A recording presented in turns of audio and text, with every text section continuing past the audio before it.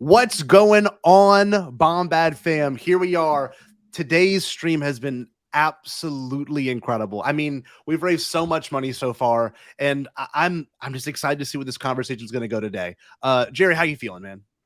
Man, I'm feeling pretty great. Again, because this is the day. It's the day of the thing, and so it's been great. I can't believe what Charles Soule said earlier. Oh man, it's pretty wild.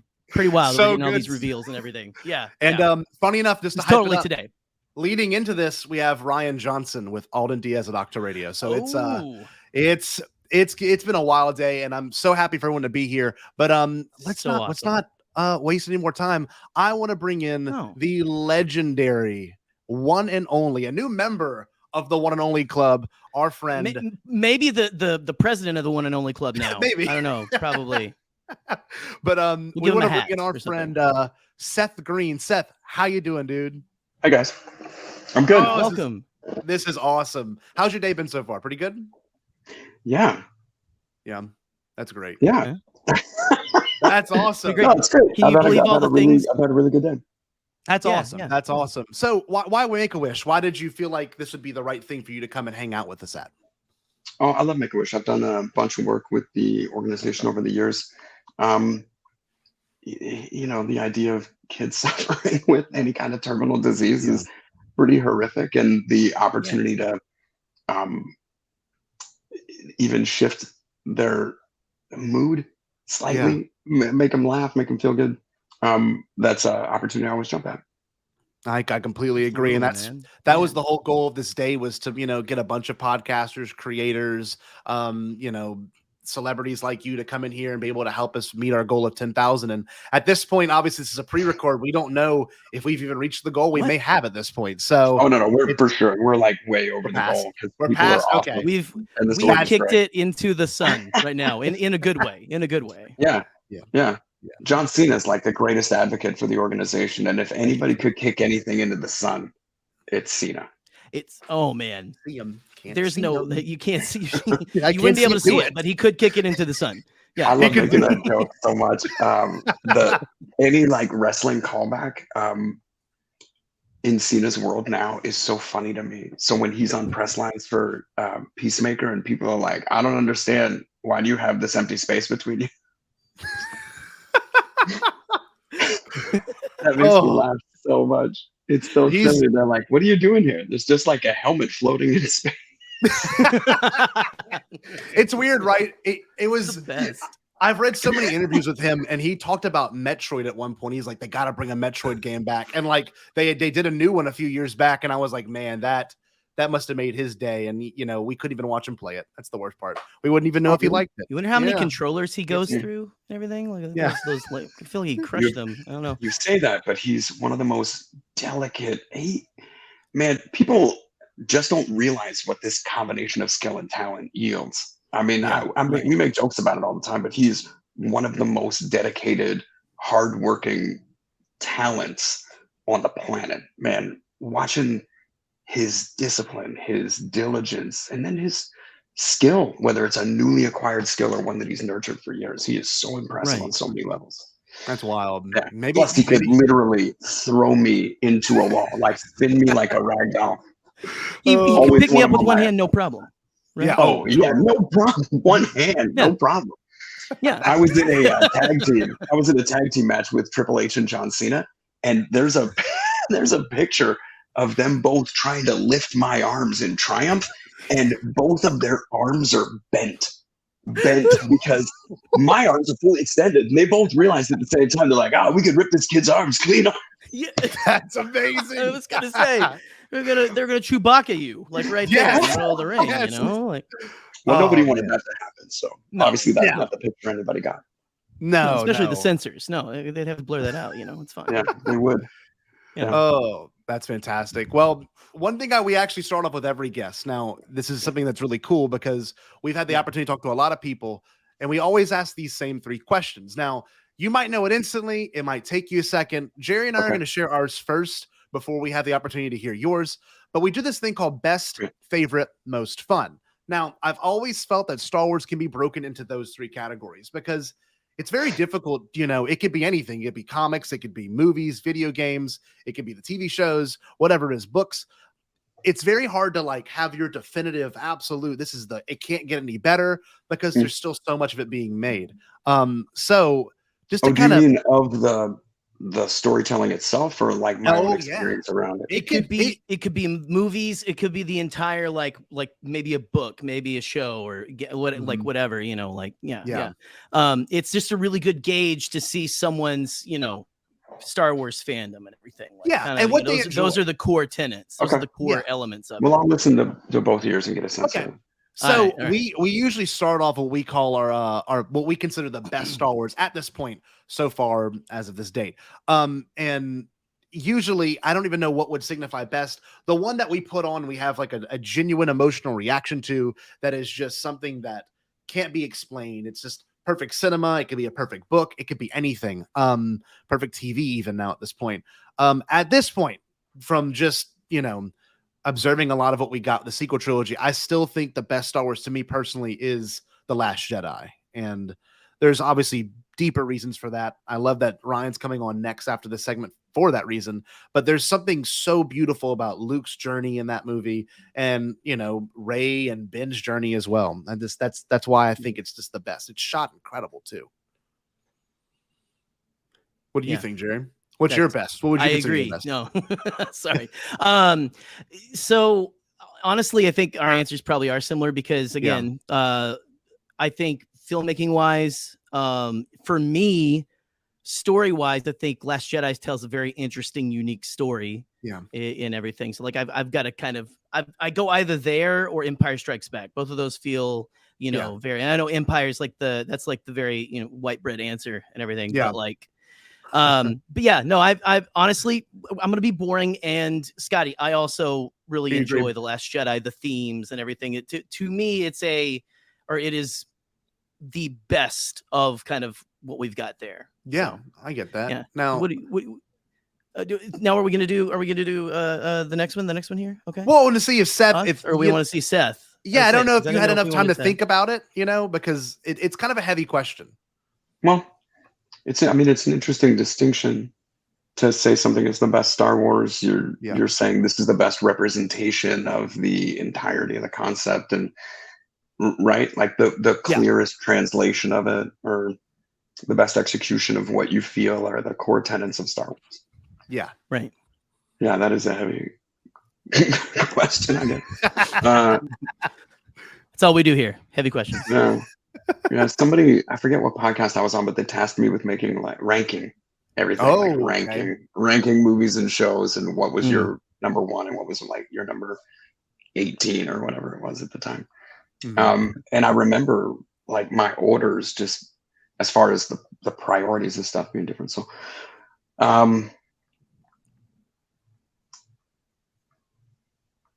yeah, it's probably Empire for me, just because it's all of these characteristics, but it's also probably the timing. I'm probably older than you guys, so like, did you see Empire in the theater? See, that's the thing. This is where it gets interesting, because I was born in 95, and my movies were the prequels. Sure. And we'll talk about that a little bit later. And Jerry was born in 87. I'm 87, so I was I did get to see it when the special editions came out. Just young, all the special editions, which is good, which is fun. But weirdly controversial, right? Man, there is a subsect of Star Wars fans that seem to be so passionate about things that I think are less valuable. Yeah. But that's kind of fandom in a nutshell, right? Is like the person's unique ability to express a love for a particular facet of some larger thing that somebody else can share the opinion of. Is that even a sentence? I don't know. But it is this fun thing where, like, that was my favorite thing that happened with Robot Chicken, is we thought we were having conversations that were so microscopic. It's just us. Like, we're the only ones that think this is funny, right? And then we discovered thousands, if not millions, of people who were like, "Nah, man, I was wondering the same thing." And so that was reassuring, right? That there can be niches of like 20 million people. Yeah. And if everybody's in love with Star Wars, then how bad is that world? I completely agree. And that's kind of Absolutely. why we do this, you know? It's to kind of see where you think. And obviously Empire is that one that I think, and I watched the 40th anniversary when they dropped in theaters, I think in 2021 maybe, or 2020. I don't know. Yeah, it's probably something different because I saw it in the theater after I saw Star Wars in the theater and had years to like think about it. Like, oh man, Star Wars. Oh man. And then I got to go see Empire and every element was brand new, you know? And I even had the weirder experience because I was a kid actor. I got to audition for it was like the new figures, right? It was whatever the new figures was. And the copy for it was Han Solo this and Luke Skywalker that. But the toys that we had were just the first, now I know they were the first like line copy off of the production. The first like paint masters. And they were like, be careful with these. But so I had a cloud car pilot and an AT-AT commander. And I was like, oh my God, I can't believe I'm holding Star Wars figures before I even know what this movie is about. Dude. And the commercial was for a Wampa, and they were like, run from the Wampa or whatever. And I was like, what is a Wampa? Like I couldn't even audition properly because I was such a squid about Star Wars. So by the time the movie comes out and I see the guy in that outfit, I go, that's not Luke Skywalker at all. And I see the AT-AT come in, I'm like, this isn't Han Solo. What the hell? But there is something about, I know for a fact, the fact that I saw it at that time in that context is what makes it feel the most of Star Wars for me, because everything that's come since has been inspired by all of these original things that I was just lucky enough to witness in the right timeline. That's beautiful. I get, I've had that conversation with a lot of Star Wars fans because there should be no elitism. No, I agree. Among the why.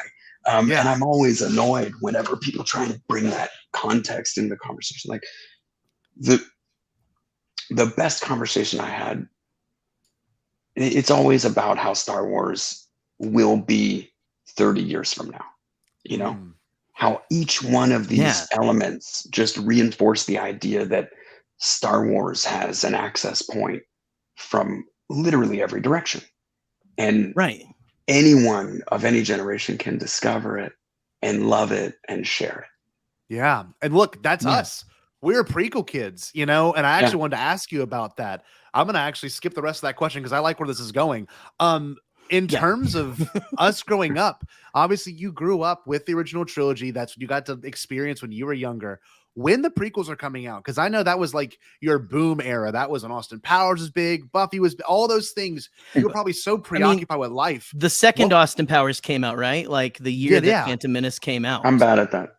I got to, because I was, but I got to go to Skywalker Ranch for the first time and see a screening of the Phantom Menace like a week before it came out. Yeah, with MTV hosting an event, right? So that's how I got to see it. I got to meet George Lucas. I got to be on Skywalker Ranch and got to meet all the firemen with the X-Wings on that. I was like, oh my God. How could there was food and snacks and like R2D2s and the Osborns and the cast of Charge, and we were all like, holy cow, this is Star Wars.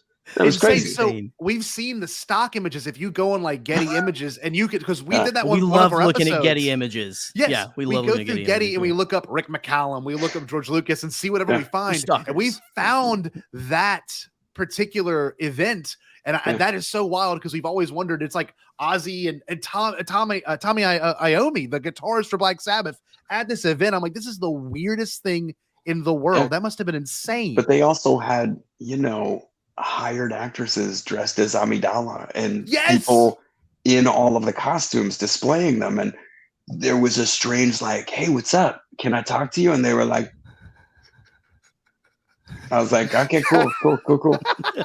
I get it. But I was so sprung on the entire idea that it was overwhelming to take in. I had prepared for the idea that there was going to be new Star Wars, but when I got to go witness it under these circumstances, it was so much to take in. So I got to tour the facilities, and like see it all, and it was just nuts. It was just nuts. Oh, So by the time we actually watched the movie, we were all like, "Oh, it's the greatest thing I'd ever seen!" Like every moment of it. I'd already bought toys for it. Like I was already in. Oh yeah. Armloads, right? Yeah. Well, I mean, I had definitely learned a little bit. It's just so complicated because I'm a collector for as long as I've been a fan. Yeah, right. And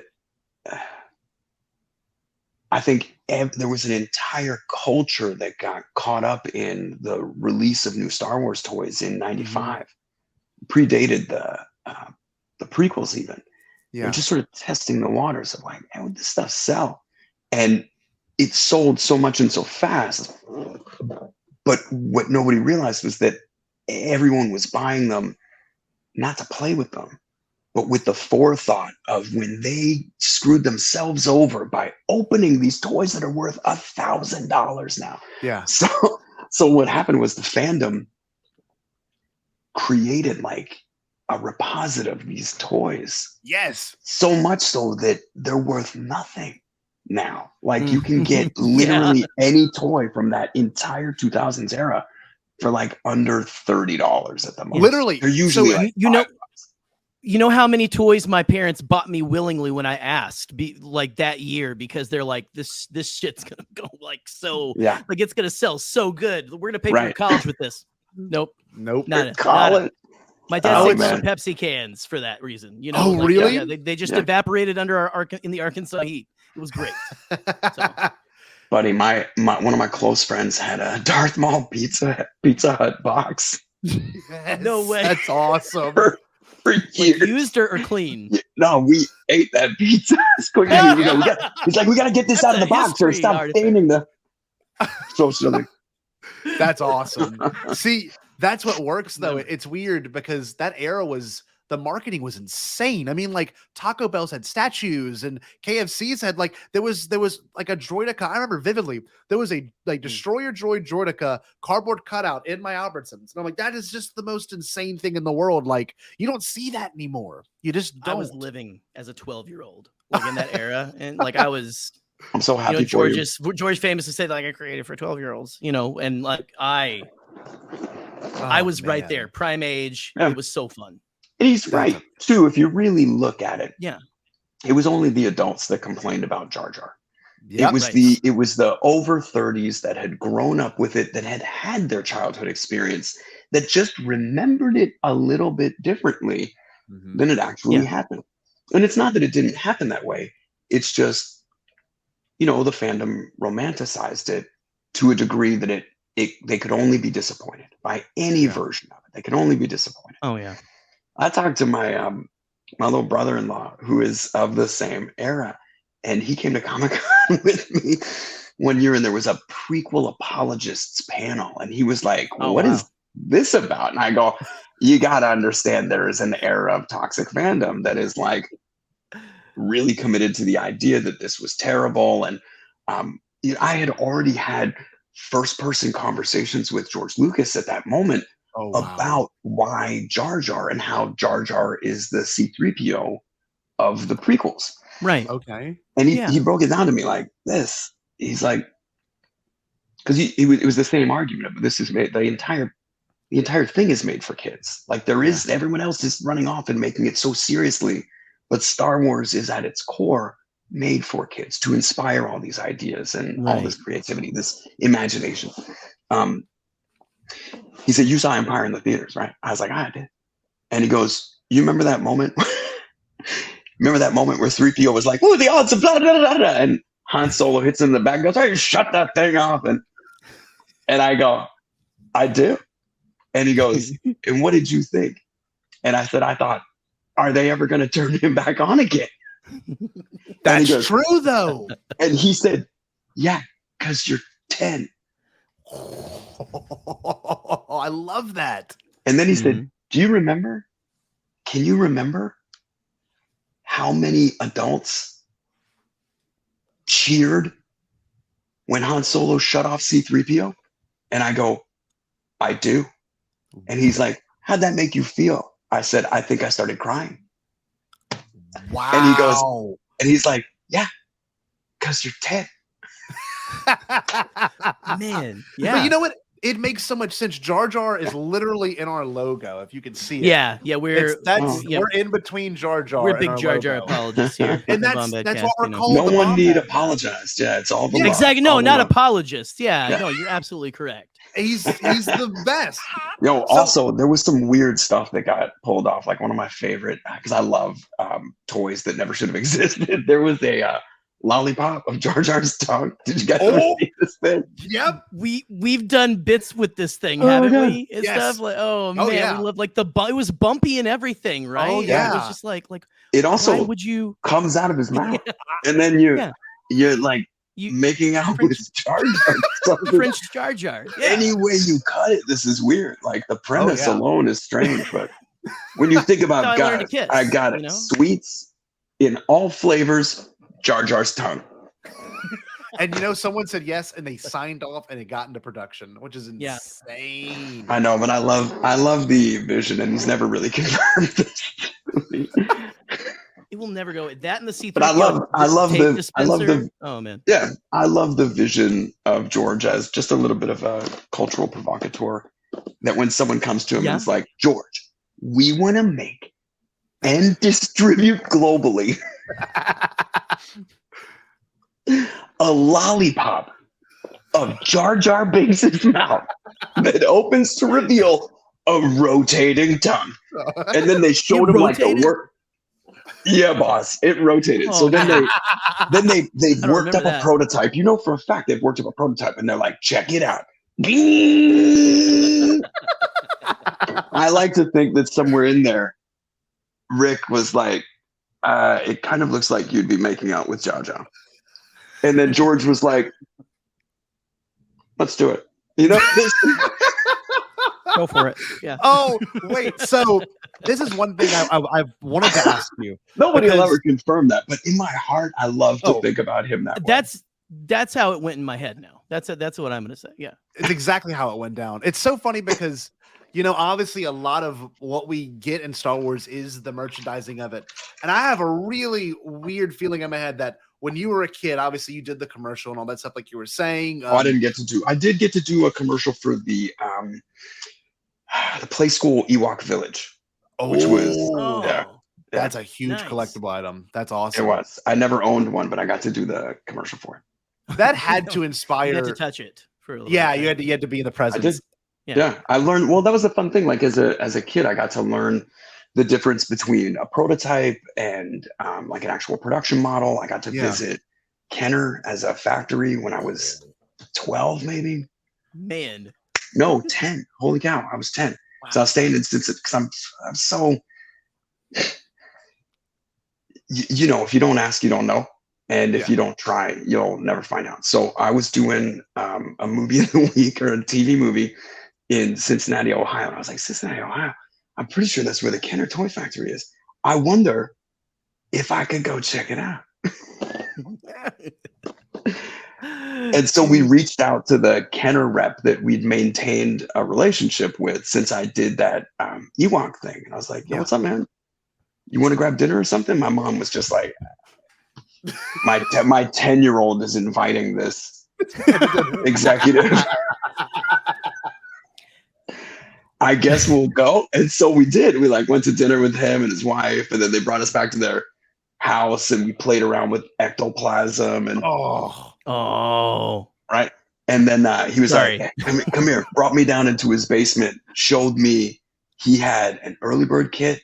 Like he had production samples of the original Double Bar cards. Like, what is that, a 12 pack? And he was like, you want to touch them? I'm like, of course I want to fucking touch them. Yes. I'm 10, but I appreciate what's happened here. And like, God bless you, sir, for continuing to curate it into history. Like the people deserve it. Yeah. Right. Absolutely. Yeah. See, that's interesting because this leads me to my next big idea with this. Robot Chicken obviously made waves, and I know George watched them and he was a big fan of them, but like, how did that even come about for you to have the opportunity to like go work with George and even have him voice act in Robot Chicken. That was huge for us growing up. Like, I know it's probably weird for you to hear that, but like, no, it's awesome. I was that uncatetegtered. We were fighting for you. Like, anytime that we chased, when we were like, we need to do this. Like, if it sounds silly to say, but it's that same thing of like, you know, you don't ask and you don't get. And so my partner, Matt Senreich, asked for something very bold. We were presented with an opportunity to meet a bunch of Lucasfilm folk and come tour the Presidio facility and have a meeting with them about what can we do. And this was I was like 5 or 6, you know? Mm-hmm. So internet was still kind of new. Right. People were trying to figure out what to do. Their biggest pitch was interstitials. Okay. That they wanted to do some kind of show that would encompass the fan films. There were so many people producing fan work around Star Wars. They wanted to be able to showcase it and organize the exhibition of it. Yeah. Right. And they they had seen the Emperor's Phone Call, and George saw the Emperor's Phone Call and was like, I like this. I like that. So then he showed it to a bunch of people in a meeting. He was like, look at this. That's funny. That's great. It's amazing. And so, you know, that we're taking this meeting with them, and I'm bold, but Matt, they were like, what about this? What about this? And Matt said, what about a half hour of Robot Chicken that's dedicated solely to Star Wars? Oh. And I had that same reaction that you did. I was like, oh. Yeah. Like, what? Where are you going with this? And they went like this. They were like, oh, that's interesting. And I was like, yeah, like a tour. We just started pitching it. Yeah. Right there. Yeah. God, dude. Well, it's funny because like, then it was obviously like months and months of conversations. Right. But we got really close. And at the time, the company was fundamentally different. Like everything stopped at George. Like George said yes or no. Right. It was all on his dime. It was any bit of profit that they had put together. It was like he and Rick, they're such great producers. Oh. Like people don't even realize how much that company built with very limited external financing. Yeah. All in there. All funded by what they did and what they love. Yeah. Well, it also pioneered all kinds of technology, like technology that would yield things like Pixar and Avatar. Right. Yeah. You know? Did you watch Light and Magic yet? That was the ILM documentary. No. Just saw the It's promos. Really good. It's really good. Yeah, of course. Good. But they go into all that. And you know what's funny? You watch a thing like Robot Chicken, and you can just so tell there's a difference between like parody and then truly making fun of something, because y'all loved it. And I knew watching it as a kid, I'm like, these people, like, they're making fun of the prequels, but not because of the things that people make fun of the prequels for. You just made fun of it as if it was any Star Wars thing. And that always meant the world to me, because it never felt like you were shitting on what I loved, which is a lot of what we grew up with, was people like Jar Jar stinks, Attack of the Clones is terrible. And, you know, people are entitled to those feelings, but it's a general cultural cynicism that I think is cyclical. Like we see there's a big resistance against it. We've had a wave of it. Entertainment-based cynicism. I don't know. I think all of these things are really just opportunities for us to find commonalities. I think that all of this entertainment, all this passion is just in an effort to make it easier for us to relate to each other. Oh yeah. Absolutely. Yeah, I love that. And like, but like, Scotty, you talk about you were a kid. Like I was in college when Robot Chicken came out, and when that special came out, like I was right out of high school into college, so it was like perfect. Like I was like right there, like this is great. I'd always been like, you know, a child of like pop culture and everything. My parents took me to see Ghostbusters 2 at too young of an age, you know. But you know, like it was 1989. No one paid attention to ratings. Like my parents took me to Jurassic Park at 6. You know, it was great. Yeah, my parents let me show Porky's at my 12th birthday. Oh no, Right. oh, that's amazing. It was the the best Wild West. informed decision. I don't know. At the end of the movie, they were like, "Guys, we should probably have a conversation." Yeah, Why don't we come over here, everybody? All right. Women don't behave this way, and let's have a talk. Yeah. So I actually want to ask you about this because, bringing in that kind of, preconceived notion that people hated Jar Jar and whatnot, that he ruined whatever, all that bullshit. Yeah. But I wanted to ask you about this in particular because Ahmed Best came back and did Robot Chicken. And I know you saw in recent years, he was like contemplating suicide after the Phantom Menace because of how bad it had gotten for him. But that really must have been cathartic for him to come in and do really well done bits and sketches about that character. That I appreciate you for that alone. Because well, thanks guys. I love Ahmed so much. He's such a brilliant talent and such an exceptional human being. And getting to watch him win an award for performing Jar Jar was literally one of the greatest. I've never that was so cool. It was just so cool. Just so cool to see that kind of love and accolade pushed his way. Yeah, absolutely. Yeah. Because he's oh, I'm sorry. No, go ahead. I love that. The first celebration. We just thought it was all funny. You know what I mean? Yeah. We just thought it was all really funny. Yeah. But whenever he came to celebrate, the Celebration Chicago was the first time, right, Scotty? If I'm right, that he came to an actual convention or a Star Wars in '99. He was at the first celebration. They had a whole punk rock first show, one since, and then he never. Yeah, first one since. Yeah, but I remember being on the floor when he came out on the live show stage, and everyone, we were at the booths, and they said, "Welcome to the stage, Ahmed Best."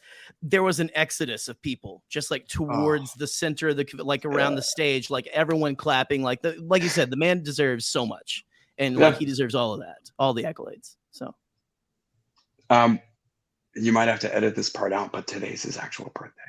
It is, yes, it is. I saw that. I literally tweeted at him today. Right. Yeah, it is his birthday. Yeah. So I want to make something with him. I've been trying to put it together. It's it's some neon future thing.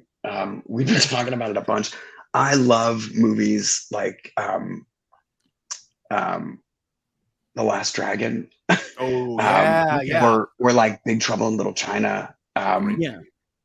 With just a dash of Johnny Mnemonic. I don't know. I'm really into that kind of stuff.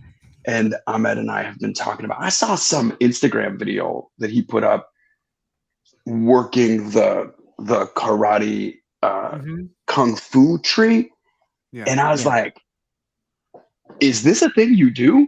And he was like, "Brother, you don't even know," and sent me a bunch of just him being an amazing martial artist.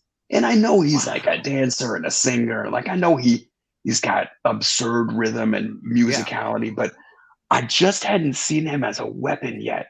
And so immediately I was like, hey man, there is a psychic digital samurai thing we got to make together. And I'm still trying to figure it out, but he and I are writing it now. Yeah. Oh, that's awesome. That's incredible. That would be great. I feel like anyone that's watching this stream, especially, would be so down to see. Oh man, I forgot this is public. Yeah, I probably shouldn't talk about it. But if you think that would be a good idea, let me know. Oh, of course. No, you'll know. Real quick, by the way, we want to just make sure everyone's donating right now. I appreciate, obviously, Seth for being here, for being able to do and keep hanging out with us. But that's kind of the reason why we're all here. It's for Make-A-Wish, it's for the kids, and it's for more donations to come in. But absolutely, the opportunity for anybody to contribute to this kind of organization is right here, and it's a good thing doing really good direct work with the actual people that you're trying to help.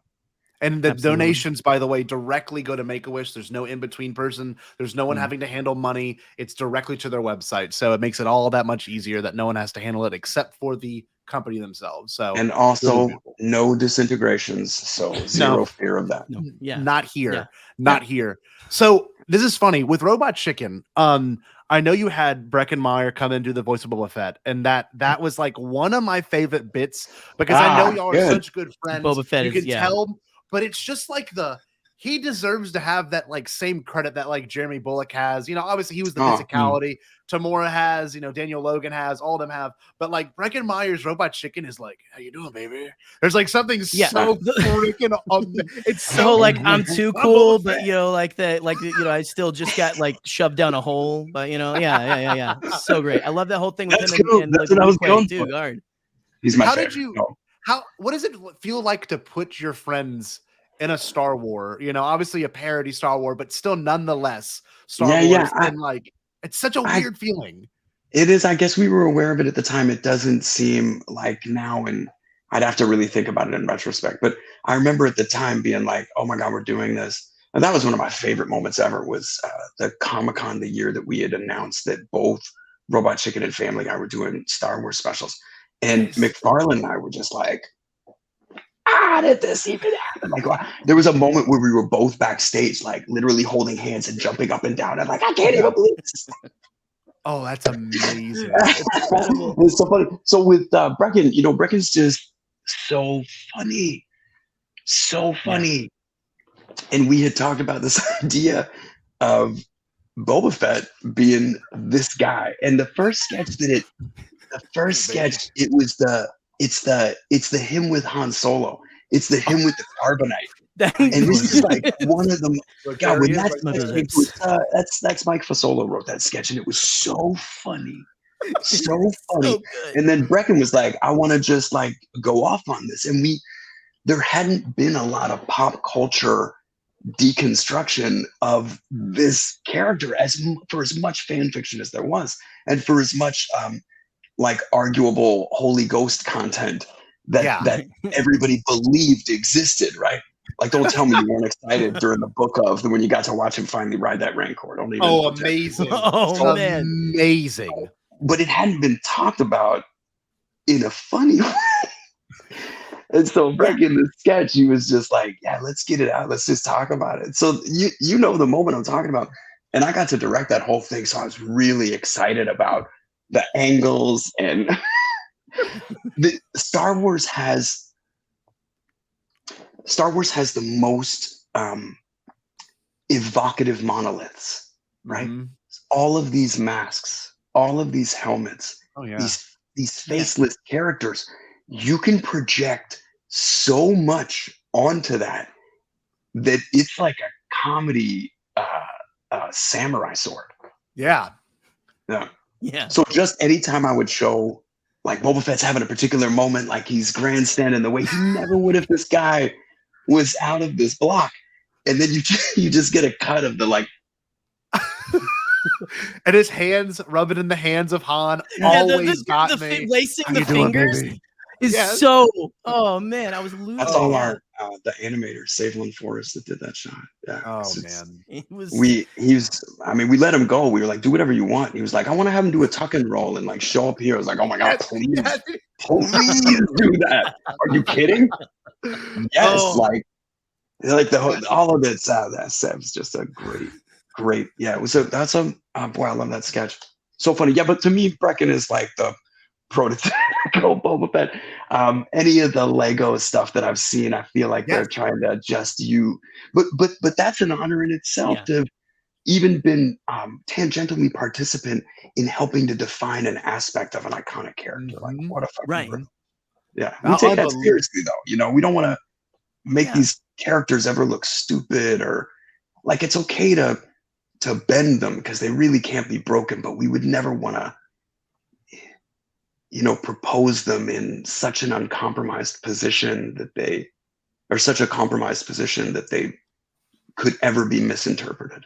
See, and that's why I love what you did, because and same with Family Guy, Seth MacFarlane, like y'all never, it was from a place of love. It was never from a place of spite. And that always spoke to me, because just silly. It taught me how to make fun of something without truly cutting it down and tearing it apart.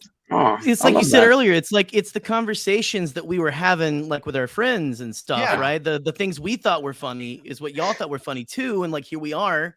Like that's why it works so well, you know. We're like, oh wow, I can't believe that they did that, you know, stuff like that. Like that's so great. But yeah, that's where the love comes from. Absolutely.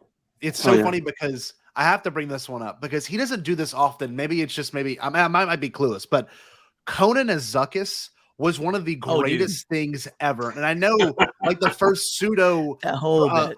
The first pseudo robot chicken was on Conan. I know like the stop motion. I know the whole little story behind that. But in terms of like getting him on, because I know he's done Simpsons a handful of times. I know he's done maybe he's done Family Guy. I don't know. But to get him to come and do a voice, that was probably awesome. That I couldn't imagine. Oh, I love Conan. We had the good fortune of getting to meet each other in '98, and I got to do that show so many times, and every time like get a little bit more of a comfort just doing the thing with him, and also became like best friends with the segment producer to the degree that our relationship inspired the movie I made in Thailand. Yes. So Conan, we always had a really like a healthy rapport, and he's so talented, so funny. Oh, dude, right? Super funny. And plus, but he loves Star Wars and appreciates how silly things like Zuckuss, Quay, like how silly this whole thing is. Yeah, like I can allow this to both be very serious, have the actual gravitas that it needs for the movie to not break in its storytelling, but also like it's a little funny too. You can imagine that this guy's very like maybe he's an architect. Who knows what that guy does for a living? The Death Star coming in the background is one of my favorite shots. Oh man, special just coming up, and you're like uh-oh. The one talk show where the background is real behind them. Yeah. And we'll be right back. And then it's actually a window. Yeah. I forget whose pitch that was originally. Just the idea to use the Smigel mouth replacement thing in a Star Wars construct. That was but it just killed us. It made us laugh so hard.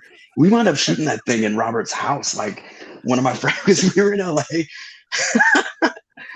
You know, it's just Hollywood, you're making the thing.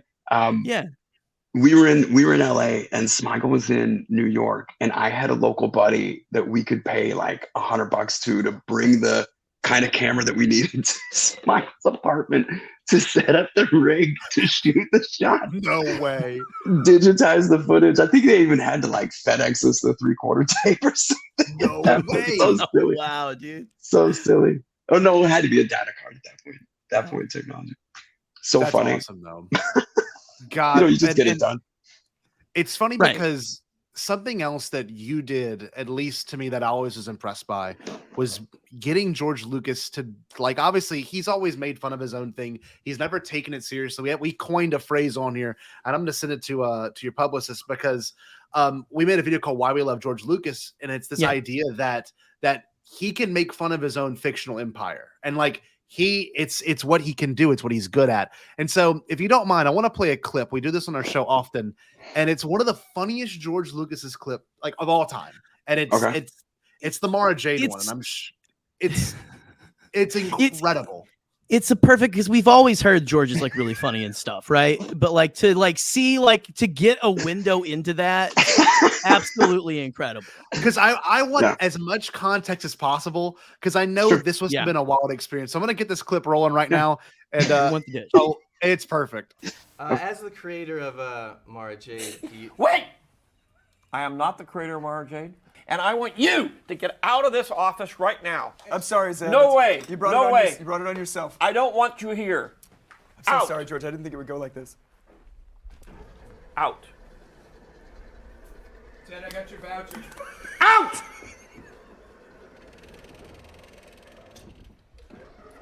There. I'm sorry about that. I'm so sorry. We'll have him like burned and I don't even know who that guy is.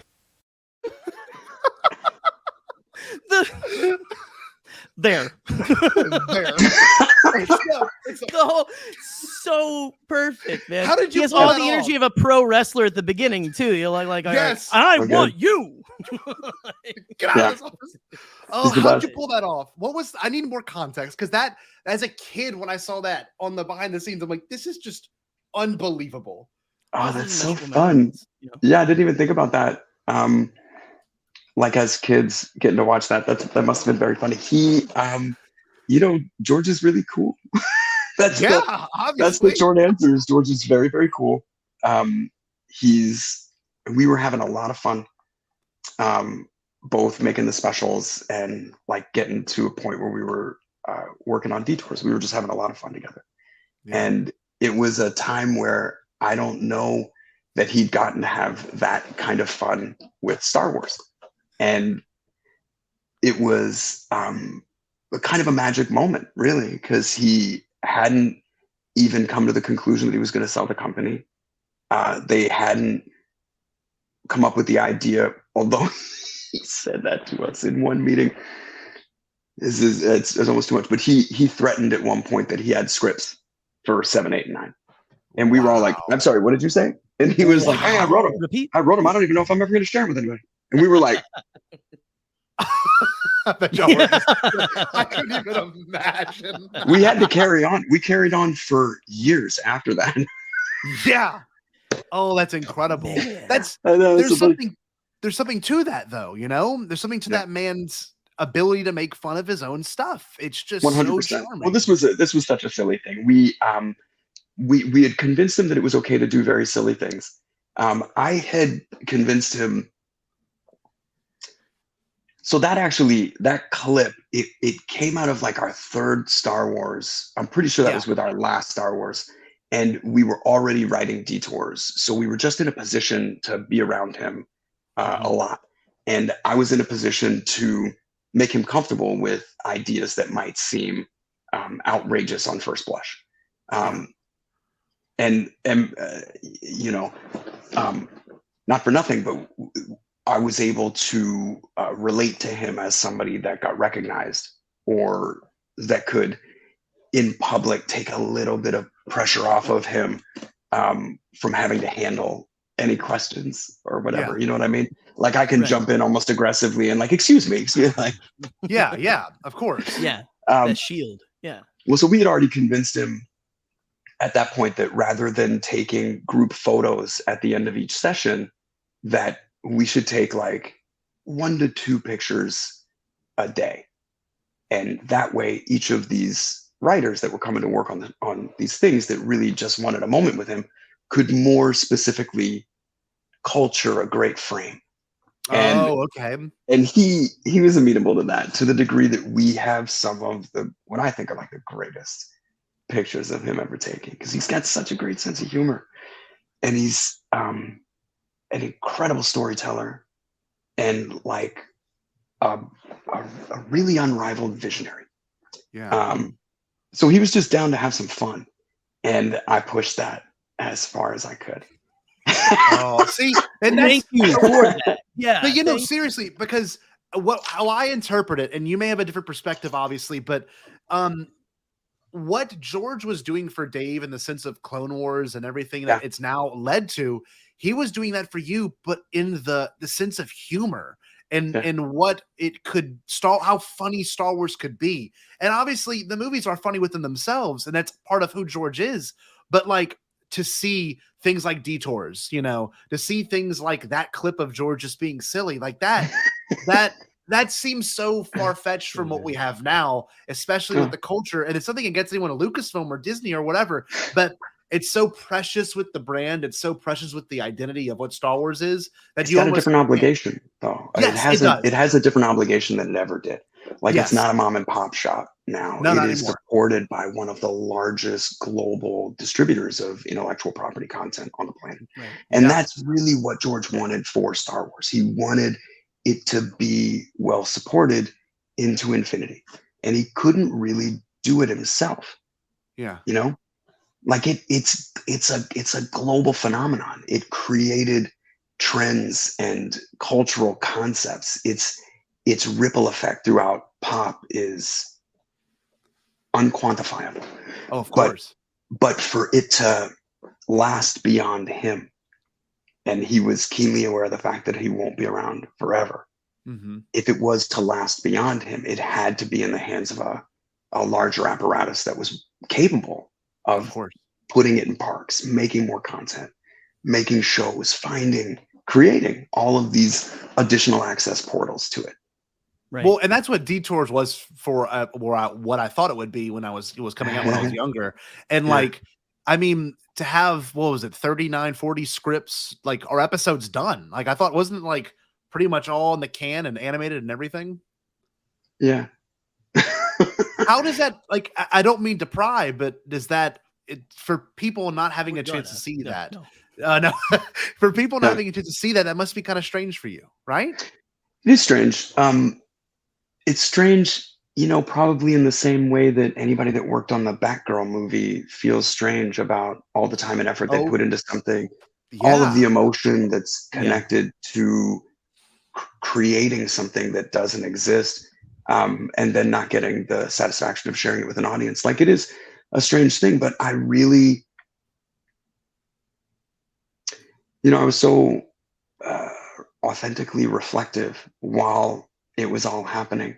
Oh yeah, I can imagine. Just what a privilege it was to even be in these situations, and to be, even in those moments, partially responsible for even a contribution to the conversation of what is Star Wars. Mm-hmm.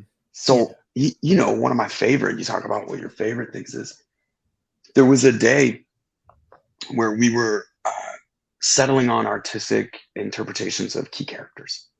And we had a bunch of studies around a character description or dialogue we'd written or that. And it was like a whole room of just all of these printed out images that artists had been rendering for weeks. And George was like, "You want the red pen or the green pen?" No way. What an amazing question. And I said, I don't even remember what I took. I think I took the red pen because I was like, I just want to be, I was like, I take the red pen. And then when we walked around and when I was like, this guy, what about this guy? He was like, he's kind of bland. You don't need so many humans. The whole point of Star Wars universe is that it could be anything. Mm-hmm. So get creative. What is the best visage for your character? What is going to give you consistent comedic opportunities? Yeah. It was educational, even at a point when I thought I knew so much. And it was such a privilege to sit at his foot and just hear him drop whatever he felt like saying. And also to create an air of nonchalance about it so that he felt comfortable not being worshipped. Right. See, and that's where I feel like it must be weird for him, because I know, like you said, you grew up watching this stuff, and to sit across from that man and work with him. Yeah. As an actor, I have to do that all the time. Like, if I'm going to work with heroes of mine or major influences of mine, or even like somebody who's unbelievably impressive to me, I still have to be able to show up and do the job and believe that I'm there on purpose to do exactly what I'm there to do, fearlessly and without any shame. Oh, that's incredible. Like, it's hard learned. And I couldn't imagine having to get over that. Like you have to sit there and not sweat, bullets and everything, and like in front of these people who like you kind of just wrote my childhood. It's fine. Whatever, Well, it's funny because he doesn't really want that from anyone. Like, he just likes telling stories. Yeah, he just likes telling stories, and he would love it if you were like, "Wow, what a great story." But he doesn't need you to tell him like about the important moment. I think that the thing I've seen him receptive to is when somebody says, "Hey, my dad and I really shared this about Star Wars, and it was so meaningful." He's like, "Oh, cool." Yeah, that's his response. No, that's amazing. God, I couldn't imagine how many of those conversations you had with him up until, whenever. I mean, the last time you saw him, I got to witness a lot of those conversations. It was actually what changed the way that I approached him. And it's because I got to go to those MTV things. So the first 2 of those MTV things, I was just like, I can't even believe it. Of course. And by the second one, I watched him at the second party. I already had my laminate signed enough. I got all this stuff at the first time. So I was like, I just kind of want to be here and witness what's happening. And I watched person after person after person after person after person after person after person after person come up to him. Mm-hmm. Show the tattoo, talk about that thing, like need to like tell him and get like so close that you could feel him. I was at a distance. And you could just feel him like, okay, cool. Yeah. Cool. Yeah, that's good. Thank you. Thanks. And it really hit me for the first time. I'm like, this guy's famous. Yeah. Like famous in the same way that like a musician is famous for everybody's favorite song. And he has to deal with everybody telling him each time they like, made love to that song, or like drove on an open road to that song, or like rescued a puppy and that song was played, like whatever the thing is. Bob Dylan was not like, oh, cool, that's exactly why I wrote it, stranger. So it's like a lot to bear. And I've seen that in musicians my whole career. Like I've witnessed a lot of musicians in person. You see the way that they are forced to kind of make peace with however you interpret their creativity, even beyond their intent. And I saw George in that way, in that moment. I was like, oh man, I've blown it every single time I've had a conversation with him. So when I got to go to the third one, when I got to go to Revenge of the Sith, I got asked by MTV to interview George around the archives. They wanted to walk George around the archives as like a piece of half-hour content. And would I, with Topher Grace, interview George? And I was like, yes, I will. Yes, I will. And I leapt at that. Like I really I was like, I'm an actor and a performer who is familiar with all of these things. And I'm going to approach this hero of mine as a peer and see how that goes. And he was open to it. And he cracked jokes and felt comfortable around me. And we did that tour around the archives and shared a couple of winks in private, even while we were being filmed. And I was like, this is the greatest thing ever. Oh, dude. And it was like a hack for me. I was like, right, be normal. Just be cool. Like, just be cool. Just be cool. Don't like need to talk to him about any of this stuff. And it created opportunities down the road to ask him those questions in a context that wasn't aggressive or defensive or anything. Yeah. That's amazing. It is amazing. Like, that's kind of treating him like a human being. So when anybody talks about like, oh my God, how do you feel that the show, people may never see this show? I have to say, look, man, that just happens. Sometimes that just happens. And I got to have one of the most memorable experiences of my life over several years, and now have a relationship with him, with this company, with this brand. Like that's the trip about it. And I take that responsibility seriously too. It's like, I've got a lot of footholds in Star Wars. That feels incredible. But I also want to be true to what it means and never, take it too seriously or take it too lightly. Yeah, of course. It's funny because of that era, the other person we have deep interest in, and we've tried to get him on the show several times, is Rick McCallum. And like, I have a deep love for that. I have 3 signed things. I got a custom print of Rick and George with lightsabers. Like, Rick is my dude. What was it like being around him? Oh, he's the greatest. What was it like being around him? Because he is like, he seems so Hollywood, but in the sense of like, yeah, we'll get that. He seems super chilled out and laid back too at the same time, and intense at the same time. I mean, there was the I'm sure you've seen it, the Phantom Menace documentary where they find the destroyed pod racers, and it is one of the greatest videos ever because he's in the passenger seat of this car driving through the desert, and he goes, "The pods are totally fucked badly. It's so grim. It's so fucked. Like it's all he just keeps repeating it, and he goes the whole movie. This is the most important thing in the movie. And then he's on the phone. He goes, "We're gonna get a fucking chopper. We're gonna get a charter plane. We're gonna get up." It's like so incredible. And then he can be so kind in some interviews. He can be so himself. Right. It's just like that must have those are both himself. Oh, I love it. Yeah. I love it. What was that like being around him? Oh my God, I love Rick. And I really considered it all precious time. Although he pointed out something because Senreich and I got to take meetings with him all the time.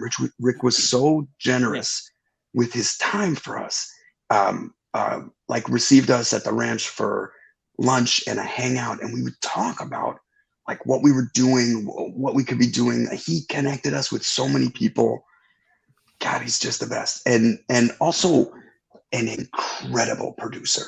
Yeah. Like people, I'm sure there's been a ton of forensic study on how they made those prequels. But man, it is insane. And he's just that good. He really understands where you got to put the effort, where you got to put the money, where you got to put the time. And he really understands the producer's obligation to keep everybody on track, keep everybody able to render their absolute best version of what it is that they need to do on behalf of that project. He is. He also put knobby tires on his Segway just so he could like tear up dirt hills. No, that's amazing. Oh man, that's a new image that I needed in my brain. Yeah. Like I like just Rick McCallum. Picture him like sharp turning that thing like a goat on a Segway with like burly knobby tires. Oh, that's amazing. He's just like he's everything I want to be in life. And like I actually talked to Angie Mayhew, Peter Mayhew's wife, about him at Celebration this most recent year. He's like, yeah, we were backstage, we were all like hanging out, smoking cigarettes, and Rick needed a glass of water, and there was no water around, so he drank the ashtray water. I'm like, that's insane. Like that is the most amazing thing in the world to me. And she told me this. And I'm looking at her like, this adds to the Rick lore so much more. And like it's so hardcore. I grilled him for hours because I was just like, how did you guys get the Young Indiana Jones Chronicles done? Like, how did that happen? Yeah. I know how cheap their budgets were. Like it was ABC. And at that era, like there's a max of what anybody spent. What they were able to achieve was so enormous. I was just fascinated by it. And then the like, boy, they really put it all in there. Like they wanted to share these stories. They wanted to talk about this art, philosophy, the ancient cultures, all of these characters, and they wanted it through like Indy's eyes. Like, oh God, so good. So good. God. So I kind of wanted to wrap around this conversation kind of as it's coming to a close about the new era of Star Wars. Okay. Sure. And so there's something to what we have now. And I'm so thankful for Disney Plus and what we've been getting. Did you happen to watch Kenobi? Did you get all of it done? Yeah. Okay. So do you have a ritual? Because we all have a ritual. I wake up at 5 or I wake up at 2 whenever it drops in Louisiana, and I watch that thing. So are you? I got to go to work early, you know. Yeah. And so I've got to get up like at 3 a.m. So yeah. Well, my wife and I watched it together, so we just had to wait for each other. Yeah. Right. What do you think of it? Wasn't it fantastic? I mean, it felt like I really enjoyed it. On everything. I really enjoyed it. It made it very obvious why like detours couldn't come out prior to any of this. There we go. That's because it's very clear that where we were taking the characters comedically, it just crosses over timelines in ways that that is a conversation I had that I was lucky enough to have with Kathleen Kennedy. Was about what these new movies needed to be, what Disney's plan would be, how Lucasfilm could define its identity inside this larger company, what Star Wars needed to be for the next 30 years, and how that was going to be introduced to the audience. Like what state, the same way that the prequels got to be your childhood Star Wars. Mm-hmm. Right. She was very, and rightfully so, because I started having conversations with adults that told me they introduced their kids to Star Wars through Robot Chicken. And I was like, I think that's, I think that's kind of deconstructive in a way that might be prohibitive from them actually getting the full effect of the sincere offerings. And I've since rethought all of that, but in that moment, I definitely recognized that in advance of The Force Awakens, how critical it was for the specter of Darth Vader to loom as large as like the fall of Stalin for this part of the universe. Like it needs, you can't be like, we had Darth Vader in Life Day sweaters and oh man, I get it. I was like, sure. That was the whole conversation. If kids are watching Detours for the next 3 years before there's a Force Awakens, this will be in their mind when they meet all of these new icons for the first time. And I don't like that idea. Like that's actually not a good idea. See, that's so understandable though. I get that. Well, yeah, of course. So but the thing about Detours is we made it to be timeless. That's how we wrote it, so that it wouldn't be affected by any of the timelines of the movies or the real ongoing pop cultural timelines. But we do crisscross a lot of situations, characters, and topics that are all still yet to be presented authentically. And it makes me keenly aware of the idea that it may still be some time before anybody sees this show. Sure. But so you think knowing... I was going to say, you think there will be a time when we will see this show, though? Then I don't know. Plenty of stuff gets shelved and never seen, and everybody that was a part of it just sort of has to accept that. I don't like this thing that I'm seeing now, where because of the quickening of all these streamers, you're seeing like a total abandonment of curation of old content. Like I think that there should always be a place for this content that exists, and it doesn't need to be discarded from any platform. That's actually cruel and the opposite of the internet's capability. Yeah, that's the internet's founded on being able to do whatever you want with whatever you want. That's it's also like, if you can find a terrible headshot of me from when I was 8 years old, you should be able to watch 3 seasons of this or that series. There you go. Yeah, absolutely. I agree. Yeah, it's all there. It's all there. That's amazing. I love being able to talk to you about this stuff. But one character that made a reappearance that no one saw coming from Bad Batch was Toto 360. And I was so excited. That was so awesome, because it was so surprising with the Cad Bane reveal, and then him getting shot in the leg by Hunter. I was like, this is amazing. This is so badass. What was that like to come back? Because I know you work with Dave directly, and to have it be with a couple of different people, that must have been a little bit different, right? No.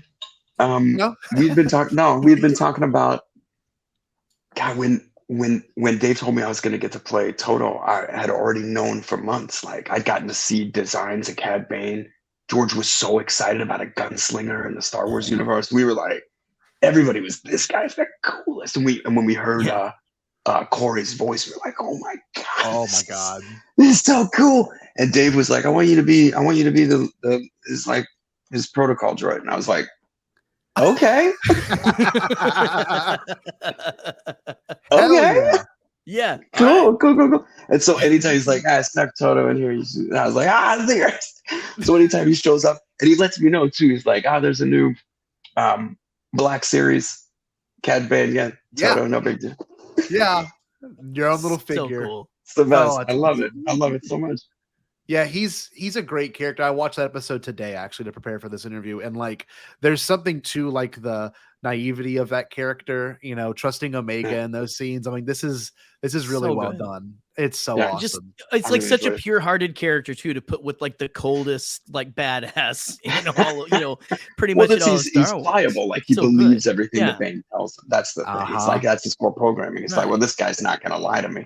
Yeah, So he's like, we're this must be friends. the reality. Yeah. He's a straight Yeah. shooter. Yeah. Yeah. Oh, Yeah, yeah. straight shooter. Literally, He did always. straight shoot me that one time, but Yeah. that's probably just like a bad day. He's like Lexapro, he's put a his Space-a-Pro was failing him. That's amazing. he's put a bomb in him. He's Yeah, but he's done several but- things over the years. but let Toto like fulfill a purpose. Like, oh, all Toto wants is to be useful. So yes, Toto, you can house this bomb. Oh, that's amazing. Oh, dude. Well, besides Kenobi and everything else, have you enjoyed the sequel trilogy? Did you enjoy, you know, Book of Boba Fett and Mando and all that stuff? Yeah. Oh my gosh, I really did. I love Mando. Oh, what fun that is. yeah. What a fun So show. awesome. So well written. Like I'm just knocked out. Like Jon Favreau is one of my favorites. It's funny. I've gotten to know him like a long time, and watching him become this, because he's always like a cool filmmaker. I loved Swingers and got to see Made, but watching him evolve into this like influential of a filmmaker, of a creator, it has been just powerful to get to witness, right? Like he's so awesome. Oh my God. And he's done really great things. Like I love that he and Dave teamed up to make a show, brilliant. and that the show is Mando and has evolved into Boba Fett, and they get to carry on all these stories that I love from Clone Wars and embellish like what we don't know happened, or talk about the result of what we do know happened, tell new stories with these characters. Like it's been super cool.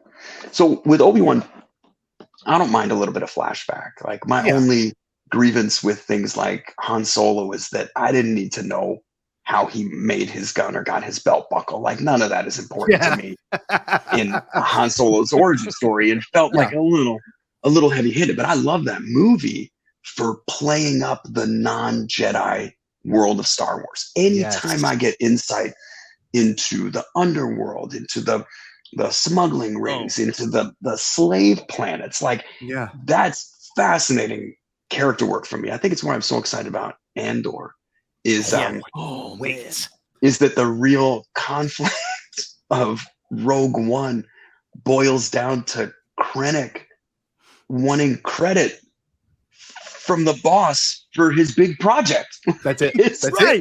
it. That's all it is. It's an HR nightmare. It's so good. Crazy. Like it's so small. This guy's like, I don't play much of a role in the makings or workings of the galaxy, but I want the Emperor to know that this was my idea. Oh, it's so cool. It's so good. So good. Yeah. So I'm really interested in seeing Andor. Yeah. I appreciate stuff like Obi-Wan as a little bit of threading this needle, getting to see Leia as a kid. Oh, dude. You know, I get it. I totally get it.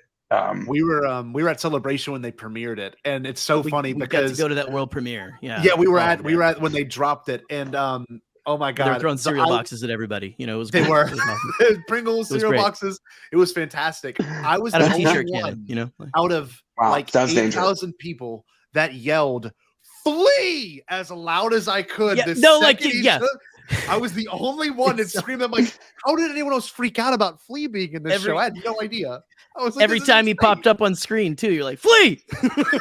Well, I heard people great. complain about that gang, like about the bike gang, about Oh, the bumper car swoop gang.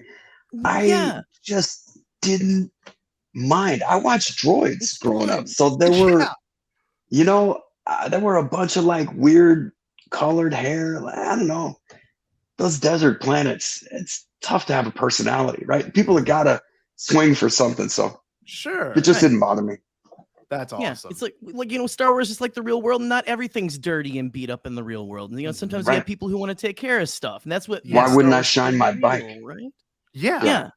I paid all this money for these upgrades. You think I'm not gonna California duster my bike? It's like, I don't care if I make much money. I'm gonna like go and get this. Like all of my money goes into preserving all of this right here. Right? Yeah. It's like a WoW campaign where you're paying for all your craft work, and I'll pay 30 shillings for this tape roll. Right. Like, listen, they don't have enough money to buy water, but they have that's what they do. Like, yeah.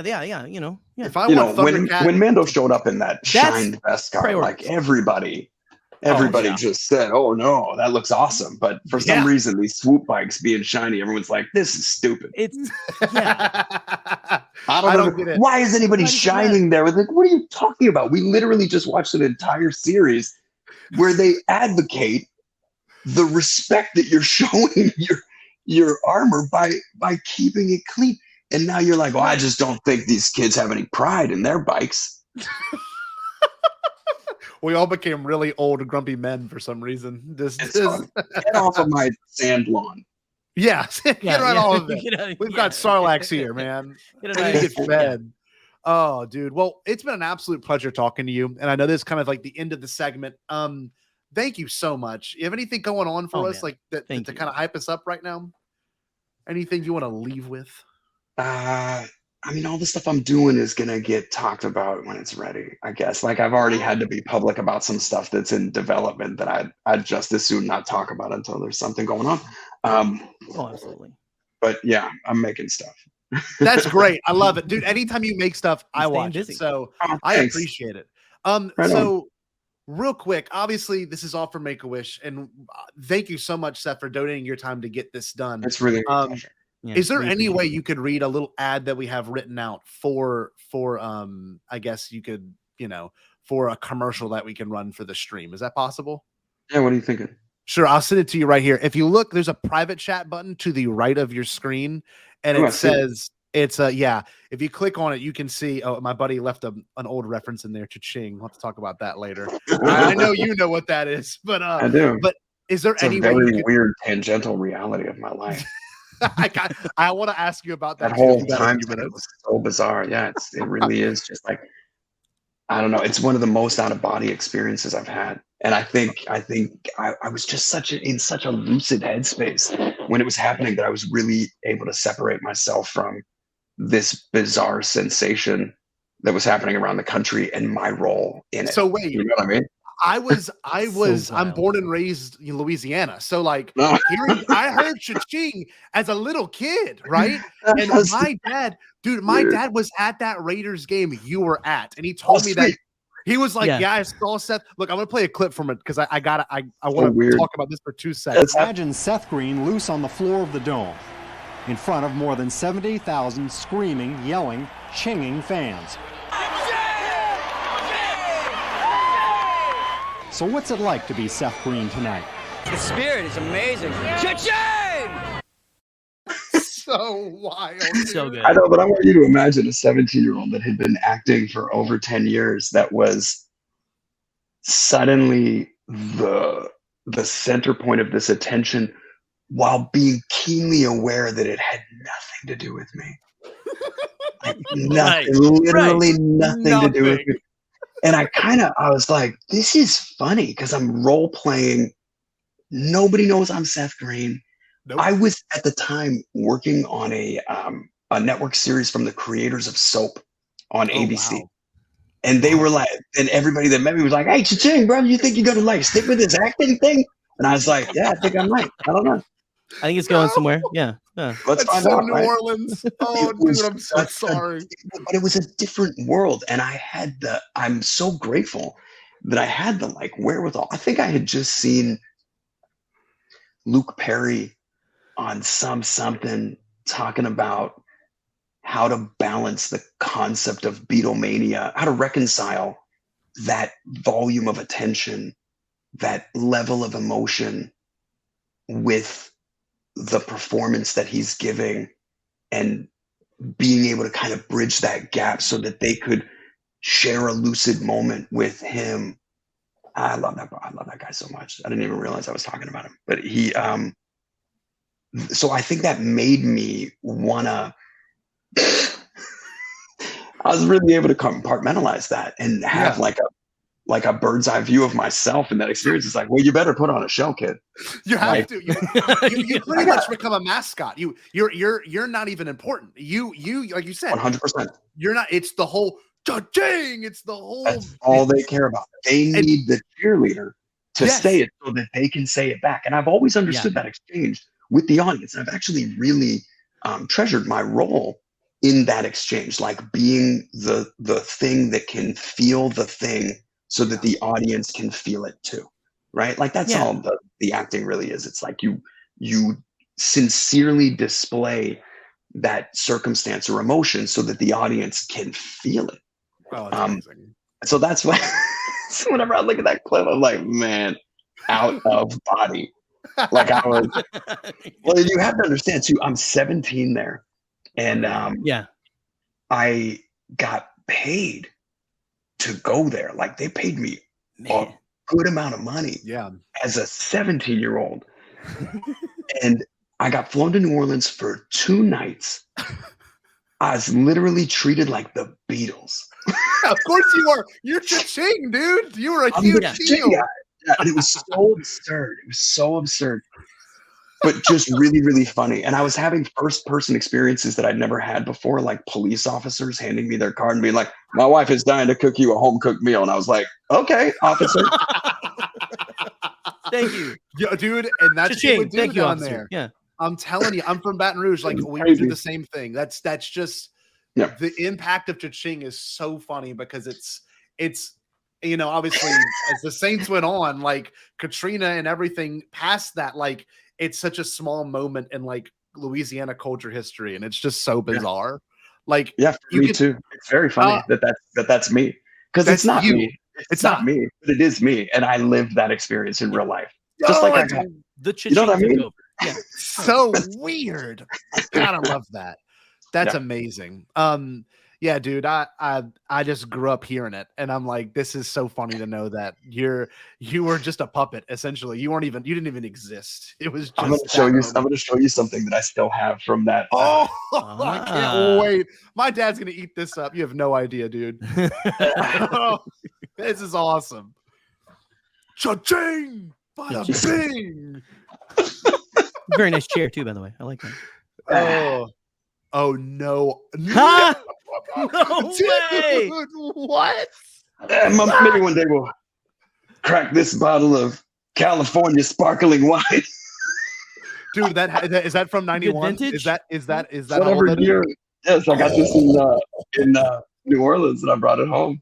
Oh, dude, I love that cha-ching sparkling wine. No, I love that. That's beautiful. That's funny. Who would have thought? Absolutely amazing. That is so New Orleans. Holy cow. The best. I got to go to New Orleans a couple times recently for weddings, and like ran into motorcycle cops, and they were like, "I remember you, cha-ching." That's so wild. Oh, that's awesome. That's amazing. That's so great. Oh, that's awesome. Yeah, sure. Hey, come on, Scotty. Come on. I know, right? Sorry, Scott. Sorry, Seth. Scotty doesn't know. It's fine. You know. Oh my God, it's so good though. That sequence is so. Isn't that Matt Damon? Yeah. Yep. That's my whole life. Hold on, I'll send it in a separate one too. It's not him. It's the actual band. I'm trying to remember. Have you ever met Matt Damon? Always wanted to. No, maybe you can look that up. I'm sure. Yeah, we're so close. Yeah. No, but he's awesome. That guy. I love that guy. No, he lives down the street. You know. So get this. Wait, you'll do this. Maddie's always at the supermarket claiming my. Yeah, you know, we're always at the meat swap and all that. These meatless tacos. Why are you always hogging frozen food? On the show, my neighbor in this Bombadcast universe is Paul Stanley, and he'll show up every now and then. But not really. But in the universe, he'll knock on the door. He'll be like, but if our patrons ask, yes, he is. Yeah, he is 100% our neighbor. That's amazing. That happens. Oh, it always happens. It's the worst. Well, now I'm gonna run into Matt Damon at the grocery store, so you know, it's whatever. Wouldn't that be like? He's like, "Do you mind? I need these Brussels sprouts." Listen, I know it's the last one. Go ahead, Maddie. You're good. It's all right. Right. Hey, thanks, I'll pal. just do green peas this week. Have you checked out Have you checked out these apples? Oh, Jesus Christ. Yeah, he does it. He's like, he knows. It's like Cuba Gooding Jr. dropping "Show Me the Money" sometime. He knows everybody's waiting for it. Oh, it's amazing. You got to give the people what they want. Cha-ching, like stuff like Every once in a while. Cha-ching! God, it's been a while probably since you said that. No, weirdly, no. It's come up more. No way. Yeah. It's come up. It comes up. I did a bunch of podcasts during the pandemic, and everybody wanted to talk about it because it's so fucking weird. It's so silly that happened in my real life. Like it is. Weird's our bread and butter, man. Like we love that shit.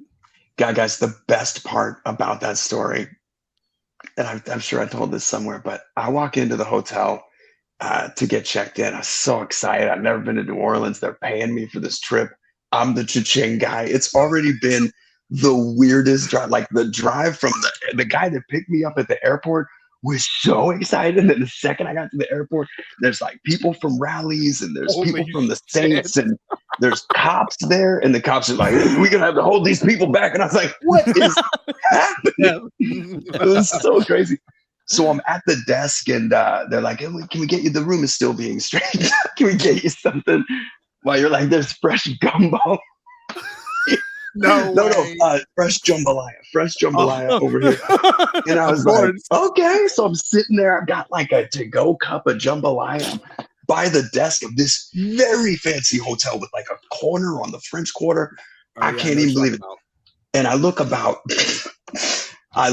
30 feet away from me, and I see Richard Simmons. And I felt my breath go away. I was like, holy cow, that's Richard Simmons. My mom used to exercise with that guy. Yeah. I probably have a different feeling about him because he was like a unique kind of motivational personality when I was a kid. And I watched him relentlessly protect this idea. And I was into it. I was like, oh my God, that's Richard Simmons.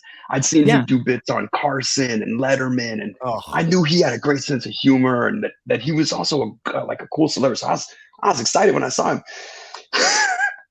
And he's looking at me like this.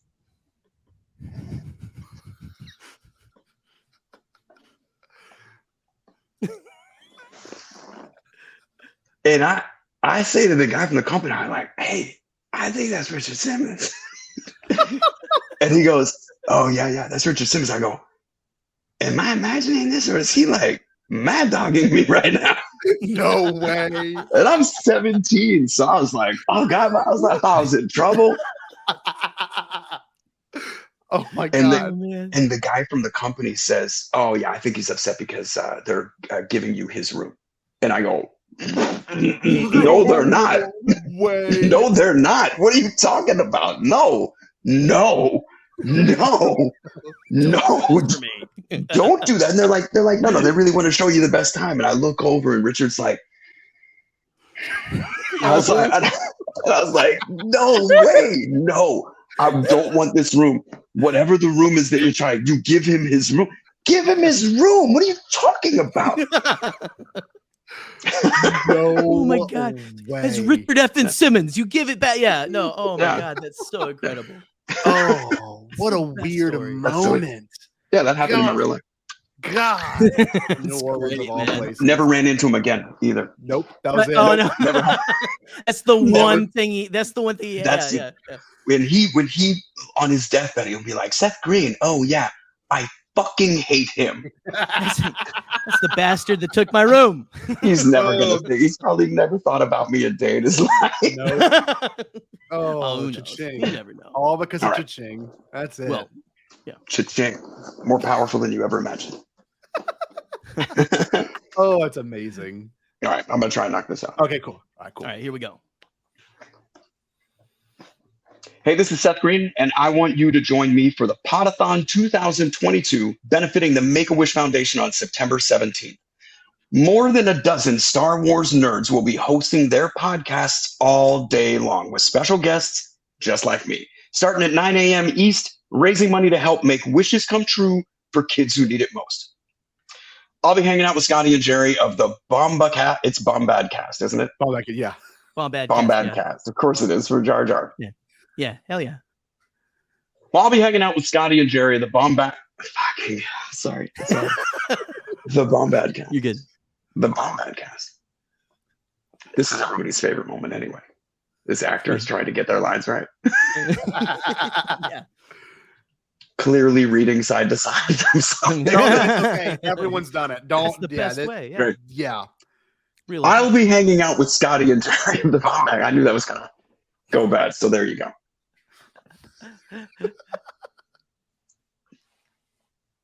I'll be hanging with Gary and I'm just fucking with you now. Oh shit! Oh, come on, man. I'll be hanging with the Brokeback cast. No, it's. I'll be Django with Hottie. No, hold on. I got this.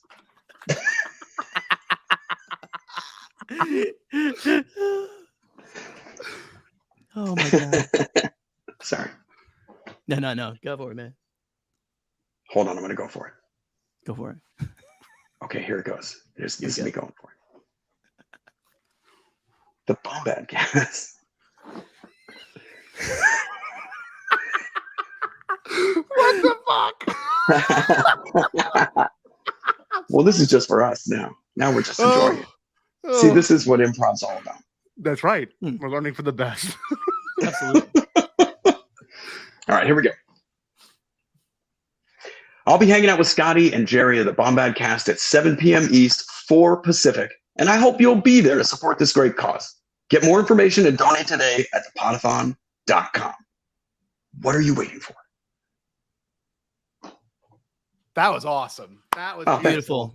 Thank you for that little moment. Those outtakes were great. We have one more thing we do on every show, and if I don't mind you doing it, I don't like taking requests, and I don't want to make you feel uncomfortable in any way possible. But we don't want you to know that we worship you. Yeah. No. Yeah. We don't want you to know that. But obviously we grew up loving what you did, and we have a catchphrase called "Stay Bombad," and it's what we say at the end of every show. And we have some pretty iconic roles. Chris Griffin being one of them. I would love a Seth Green Stay Bombad and a Chris Griffin Stay Bombad, and possibly, if you can, the nerd from Robot Chicken saying "Stay Bombad." That would mean the world. Oh, I love that. And look, here's the phrase. Look, if you need a, it's you just read Scotty's shirt. Yeah. Right on. Well, I would encourage all of you to stay Bombad. You know, when people ask me what I like to stay, I always stay Bombad.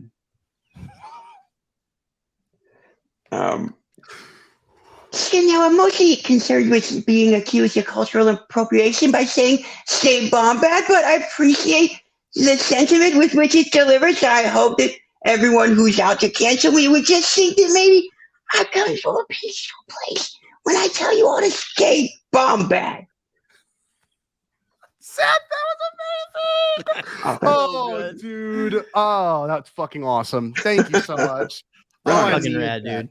Oh, dude. This was amazing. Thank you so much for your time today, dude. This was Thank you. We hadn't, I mean, obviously we knew it was gonna be a great conversation, but I from the heart, from the event and everything we're handling and doing right now, this is going to be so tremendous for Make-A-Wish and for what we've got planned. And thank you, really. Good. My pleasure. Of course, dude. Did you guys ever see the promo that we made for the first Star Wars special, where it's George on the therapist's couch? Oh, amazing! Talking about how he talked about it.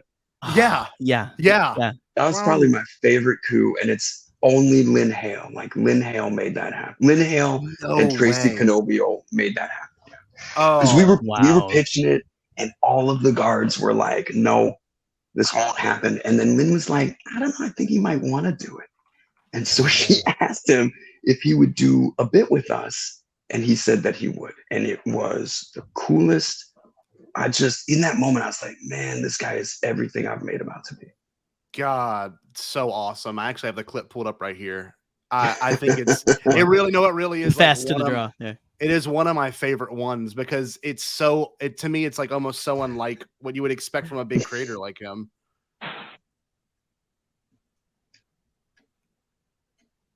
It all started in 1978 when I let people make a Star Wars TV special without me. The holiday special. I remember. It came out so bad.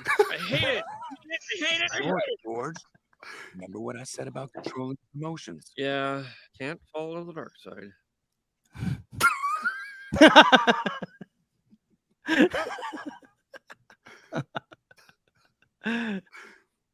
Thing is that I did it again. I let those guys at Robot Chicken make a Star Wars TV show. You mean Robot Chicken, the hot show on Cartoon Network's Adult Swim, did a whole show just on Star Wars? Yeah, twice as long as a normal show. A full half hour. I don't know what I was thinking. 30 years of progress down the drain. Well, they did make me into an action figure, and they said I could keep it. Well, that is pretty cool. So awesome. So Crazy. awesome. So crazy. God, so crazy. But thank you again, man. This Oh, it's my pleasure, guys. It's really my pleasure. It's a blast, dude. Seriously, thank you. I'll bring my other producers in because this was what we needed for this event. Thank you. Oh, yeah, Sweet. absolutely incredible. The honor of watching a Robot Chicken clip with Seth, that's freaking awesome. So, dude, that was really so much fun. And yeah, this was just more than we expected. So thank you so much. This is so great. My pleasure, guys. I hope it works out. Oh, I will definitely. I'm gonna Absolutely. actually. This is gonna push us to the stratosphere, man. Come on. 100%. We're I'm gonna make a tweet. I'm gonna share it and send it with Jillian. She said would you be willing to share it on your Twitter tonight? Okay, and I'll probably send you another one when it comes to the day of the event, which is the 17th of September. And if you could share that day, that would just be incredible too. It would really push it over. But thank you so much, man. We really appreciate it. Seriously. No, it's my pleasure, guys. It's been a real pleasure, man. Seriously, nice to meet you. Of course. Maybe see you soon. Maybe. Right on. Yeah, you're welcome. You're welcome on Bombadcast anytime. Just saying. Right on, dude. Awesome. Have a great weekend. You too. Bye, Seth. Dude. Have a good weekend. Wow. Wow. There's a lot of